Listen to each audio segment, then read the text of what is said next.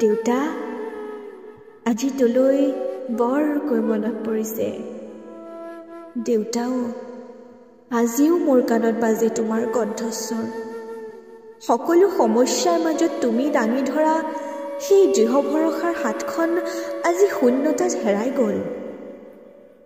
মই মনত পেলাওঁ, শৈশৱৰ দিনত তোমাৰ হাতত ধৰি স্কুললৈ যে গৈছিলোঁ, বৃষ্টি নামিলেই তুমি তোমাৰ শৰীৰতে ঢাকি দিছিলা মোৰ ক্ষুদ্ৰ সপোনবোৰ।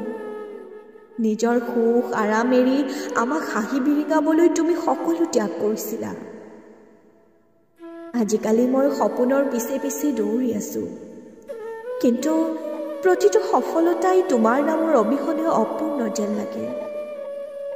যেতিয়া মানুহে স্তুতি কৰে, তেতিয়া বুকুৰ মাজত এটা প্ৰশ্নই আমনি কৰে। দেউতা, এই হাঁহি যদি দেউতাই দেখিব পাৰিলেহেঁতেন।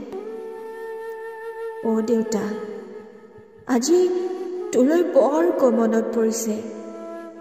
ঘৰৰ বাৰাণ্ডাখনত বহিলেই তোমাৰ স্মৃতিবোৰ ভাহি আহে। তুমি শিকাইছিলা, মানুহৰ পথ কঠিন, তথাপি সঁচা হ'বলৈ ভয় কৰিব নালাগে। কিন্তু আজি তোমাৰ সেই বাণী শুনিবলৈ নাই। মই একেবাৰে অকলশৰীয়া হৈ পৰিছোঁ।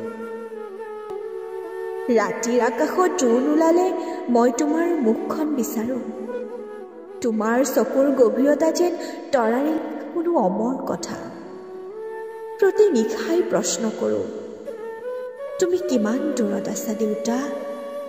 তুমি মোক এতিয়াও চোৱানে? চকুৰ ৰশ্ৰুৰে প্ৰতিদিনেই তোমাৰ পথেৰেই প্ৰণাম জনাওঁ। তুমি নাথাকিলেও তোমাৰ আদৰ্শ, তোমাৰ মৰম মোৰ জীৱনৰ প্ৰতিটো পাতত সাঁচি ৰাখিছোঁ।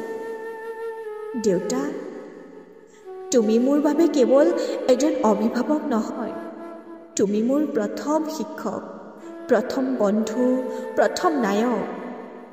আজি তোমাৰ অনুপস্থিতিত মই হাঁহি থাকিলেও ভিতৰৰ গভীৰতা খালী হৈ থাকে।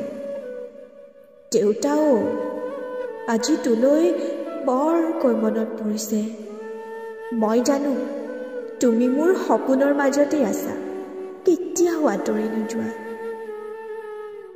দেউতা, আজি তোলৈ বৰকৈ মনত পৰিছে।